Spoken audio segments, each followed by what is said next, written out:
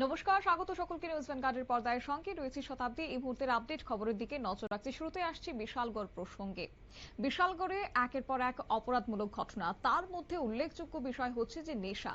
আর সেই নেশার বিরুদ্ধে প্রতিবাদ জানাতে গিয়ে এক অটো চালককে মারধরে তাকে আক্রমণের শিকার হতে হয়েছে, এমন অভিযোগ কিন্তু এবার উঠে আসছে এবং তার পর মুহূর্তেই প্রশ্ন জাগছে সাধারণ বাসিন্দাদের মধ্যে।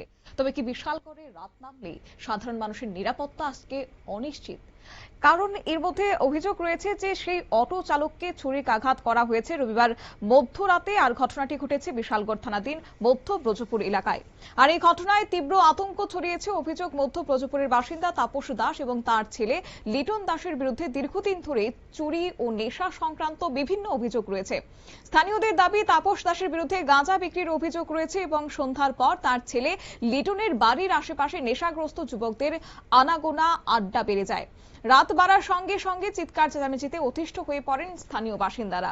রবিবার রাতেও একই পরিস্থিতির সৃষ্টি হয় বলে অভিযোগ এবং নেশার আড্ডা থেকে চিৎকার চেঁচামেচি শুনে অটো চালক বাবলা দত্তের বাড়ি থেকে তিনি বেরিয়ে তাদের শব্দ কমাতে বলেন।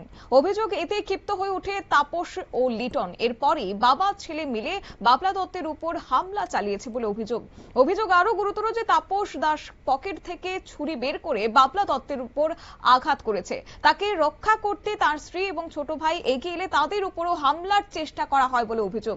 শুনুন কি রয়েছে বিস্তারিত। ঘটনা রাত্রেবেলা আপনার একটা গাড়ি আইসে তারা কেসকেসি করতেছে। তারা বাড়ির ভিতরে সবসময় গাঁজা, তারপরে কৌটা ড্রাগস বিক্রি করে সেটা ভোলা বাইনা খায়। প্রায় সময়, অনেক সময় রাত্র, অনেক সময় সকাল সকাল অনেক করে জায়গা। আজকে অনেক রাত্র হয়েছে, অনেকক্ষণ ধরে কেসকেসি করতেছে।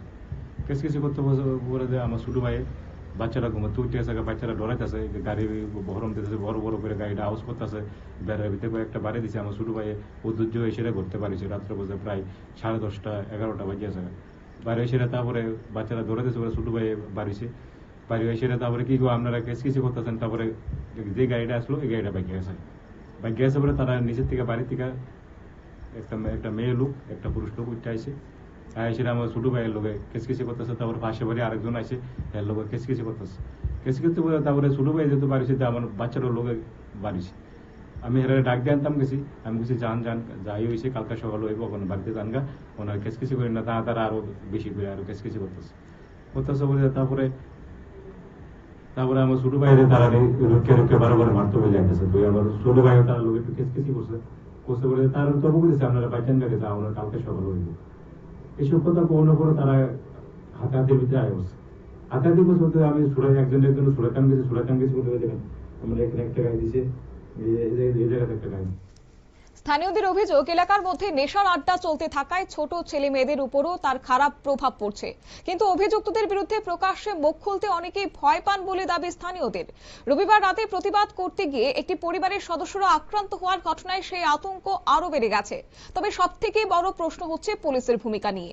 দীর্ঘদিন ধরে যদি ওই এলাকায় নেশার আড্ডা কিংবা অপরাধের অভিযোগ থেকে থাকে, তাহলে তা বন্ধে কার্যকরী পদক্ষেপ পুলিশের কোথায় রয়েছে? এই প্রশ্ন এখন মধ্য ব্রজপুর বাসিন্দাদের মুখে মুখে রয়েছে। তবে আপাতত এখন দেখার বিষয় হচ্ছে পুলিশ এই ঘটনার তদন্তে নেমে পরবর্তীতে যুব সমাজকে নেশার করালগাছ থেকে মুক্ত রাখতে এবং তার পাশাপাশি সংশ্লিষ্ট এলাকায় যে নেশার উপদ্রব বাড়ছে সেটাকে নিয়ন্ত্রণে আনতে আদৌ কার্যকরী পদক্ষেপ গ্রহণ করে কিনা। নিয়ে নিচ্ছে ছোট্ট একটি বিজ্ঞাপন বিরতির সঙ্গে থাকুন।